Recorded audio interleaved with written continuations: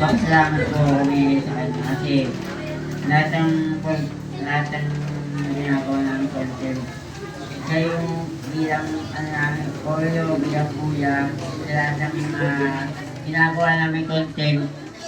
Kasi yung nakasama na namin siya, nabuo yung production boys. Dahil ng sipag po kami. Yung sipag po kami ng ilang araw lang. Tumaas po yung views namin. Kasi di po po makalalain na tataas po yun. Kasi dahil po sa mga kuya ko eh. Kung hindi po ako nakasama, mawawala po sila ng kasama din. Kasi, parang natindihan ko naman yung ugali kaya natindihan ko naman siya. Sasabihin ko, Eric, kaya mo pa? Sasabihin ko yan mamaya, ayaw pang sumayaw. Kasi nanonood lang siya sa amin. Nanonood lang siya kasi backup lang siya eh. Oo. Kasi nagulat lang ako yung sumabay na siya. Nagulat na lang kami. Kaya mo pa kay Eric. Kasi parang siya pagod.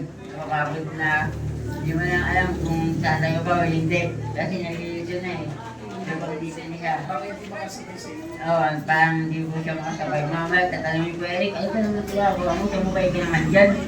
Hindi yung iyakin naman dyan. Parang wala kang kasama dito.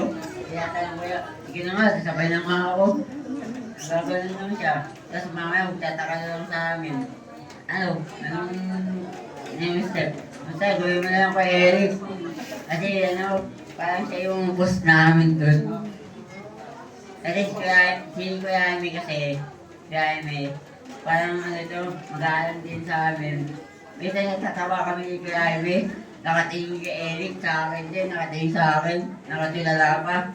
Mamaya nakatulala sa unahan namin. Kasi Eric, ba't ganyan si Kuya Jaime? Ewan ko siya Kuya Eric, talungin mo.